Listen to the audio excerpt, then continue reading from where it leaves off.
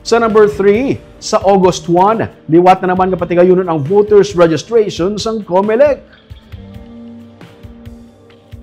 Pahanumdum sa Commission on Election sa mga wala pa makarehistro nga kalitan ang iningation. August 1 to 10, Lunes tubtub Domingo, ang voters registration angot sa barangay kag SK elections. Suno kay COMELEC Regional Director Attorney Lionel Marco Castellano, plus 8 sang aga tubtub 5 sang hapon ang registration. Lakip na bisan pa holiday, patag niya. Registration para sa first-time voter ang sarang mabaton sa COMELEC, kasubong man change of name and status, correction of entries, reactivation of registration records, inclusion of registration record, and reinstatement of name in the list of voters, updating of records of PWD, senior citizen, kasubong man members ng IP kag ICC.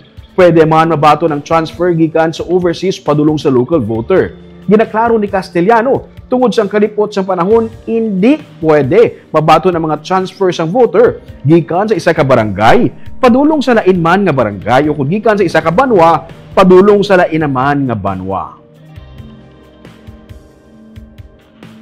Sana they would take advantage about it. Monitor lang po yung mga FB pages ng COMELEC sa inyong lugar kasi halimbawa sa ibang mga city nandun sila sa mga mall o kaya may mga off-site registration silang gagawin sa mga schools. Any government-issued ID.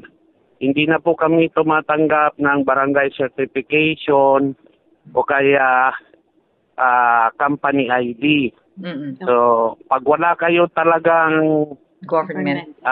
ID na government-issued, pwede po kayong magdala ng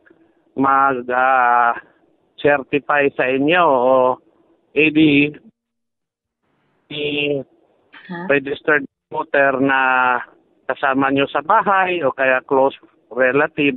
Siya po ang mag-identify sa inyo na doon kayo nakatira sa lugar.